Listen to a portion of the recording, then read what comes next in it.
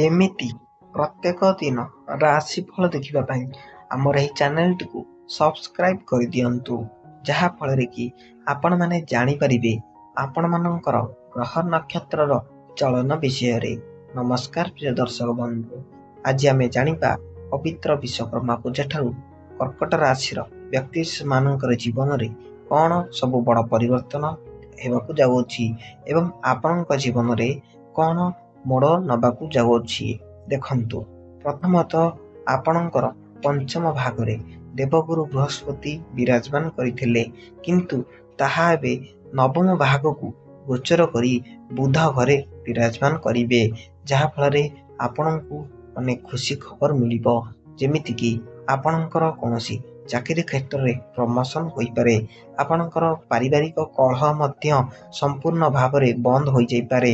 ଆପଣ କୌଣସି କୋର୍ଟ କଚେରୀରେ ମଧ୍ୟ ଯଦି କେସ୍ ଲଢ଼ୁଥିବେ, ତାହା ମଧ୍ୟ ଆପଣଙ୍କର ସମ୍ପୂର୍ଣ୍ଣ ଭାବରେ ଆପଣ ଜିତିପାରନ୍ତି ଏବଂ ଆପଣ କୌଣସି ପୈତୃକ ସମ୍ପତ୍ତି ମଧ୍ୟ ପ୍ରାପ୍ତ କରିପାରନ୍ତି।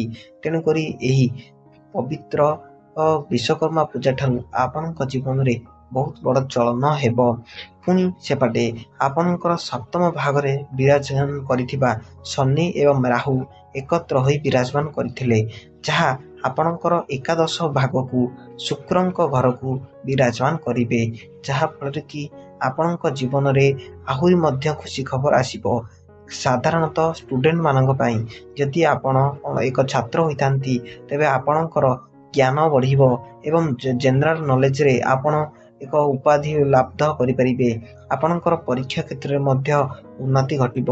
ଆପଣଙ୍କର ସାଧାରଣ ଜ୍ଞାନରେ ଆପଣଙ୍କର ସଂସ୍କାର ବୃଦ୍ଧି ହୋଇଯିବ ଏବଂ ଏହି ଷ୍ଟୁଡେଣ୍ଟମାନଙ୍କ ପାଇଁ ଯେକୌଣସି ମଧ୍ୟ ପରୀକ୍ଷା ଦେବେ, ଆପଣ ସେଥିରେ ମଧ୍ୟ ଉତ୍ତୀର୍ଣ୍ଣ ହେବେ।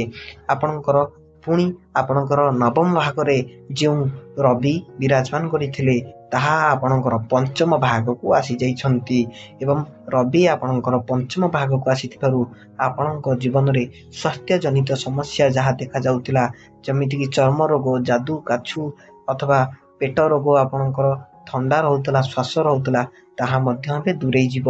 ଏହି ପବିତ୍ର ବିଶ୍ୱକର୍ମା ପୂଜାଠାରୁ ଆପଣଙ୍କ ଜୀବନରେ ଏକ ଖୁସିର ଲହରୀ ମଧ୍ୟ ଫେରିଆସୁଛି।